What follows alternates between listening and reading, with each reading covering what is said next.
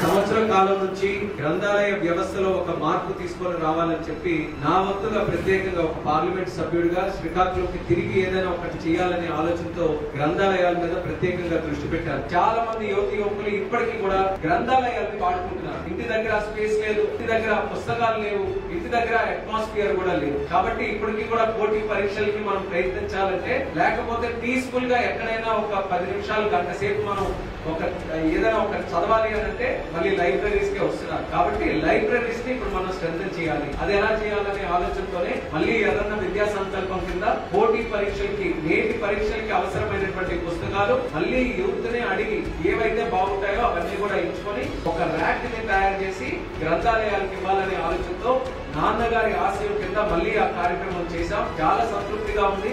Initial గా ఒక 7 libraries ఎంచుకొని చేద్దామని అనుకున్నాం.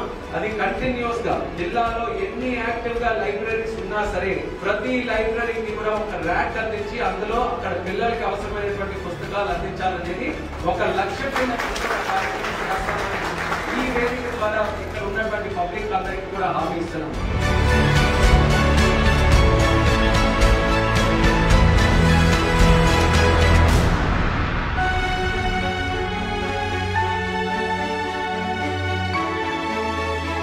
మన ప్రాంతానికి డెవలప్మెంట్ అనేది పరిపూర్ణంగా రావాలనంటే కేవలం బిల్డింగ్లు కట్టడం, రోడ్లు వేయడంతోనే పాటు ఇక్కడ ఉన్నటువంటి ప్రజలకి, ముఖ్యంగా యువతకి, యంగర్ జనరేషన్ కి మంచి అవకాశాలు ఇవ్వాలి. వాళ్ళు కానీ డెవలప్ అయితే ఆటోమేటిక్ గా శ్రీకాకుళం ఉండేటటువంటి ప్రతి ఒక్క కోణంలో కూడా మనం డెవలప్ కావచ్చని ఎర్రన్నాయుడు గారు ఆయన ఏ రకంగానైతే విద్య పట్ల ఒక ప్రత్యేకమైనటువంటి శ్రద్ధతో డెవలప్ చేశారో అది కొనసాగించాలని గ్రంథాలయాల్ని ఎంచుకొని ఒక రెవల్యూషన్ గా ముందుకు తీసుకురావాలని ఒక ప్రయత్నం చేశారు.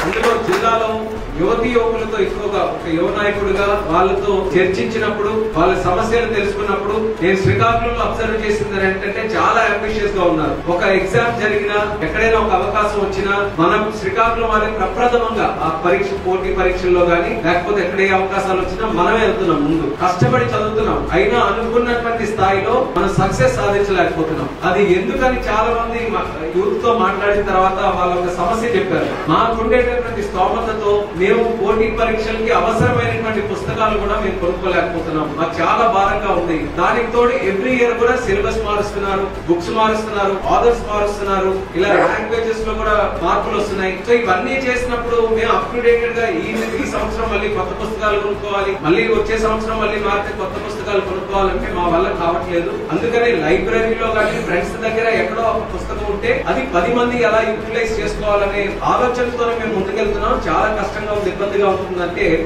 నాన్నగారు ఎర్రన్నాయుడు గారి పేరు మీద ఎర్రన్న విద్యా సంకల్పం అనే కార్యక్రమం పెట్టి సుమారు 700 మంది మన జిల్లాలో ఉన్నటువంటి యువకుల్ని ఎంచుకొని వాళ్ళందరికీ కూడా ఉచితంగా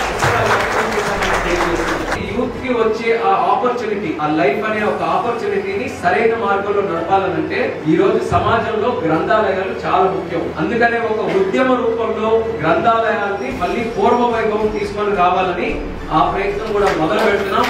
దానికి ఖచ్చితంగా పబ్లిక్ నుంచి, నేటి తరం పబ్లిక్ ఎవరైతే వాడుతున్నారో వాళ్ళందరి దగ్గర నుంచే సలహాలు, సూచనలు తీసుకొని దానికి అనుగుణంగా ఏం చేస్తే బాగుంటుందన్న చర్యల మీద నేను దృష్టి పెడతాను. అలాగే కలెక్టర్ గారు ఉన్నారు, నాయకులు అందరికీ కూడా ఒక టీం వర్క్ కింద చేసి అన్ని ప్రాంతాల్లో డిస్ట్రిక్ట్ హెడ్ క్వార్టర్ మీద ఒత్తిడి ఎక్కువ ఉంటుంది, ఎక్కువ మంది బిల్డింగ్ వస్తారు కాబట్టి దృష్టి పెట్టాలి, చేయాలి. నా తరఫున, కలెక్టర్ గారి తరఫున జిల్లాలో గ్రంథాలయ వ్యవస్థలు అన్ని కూడా అభివృద్ధి చేయడానికి పూర్తి సహాయ సహకారాలు నేను అందిస్తానని మరొకసారి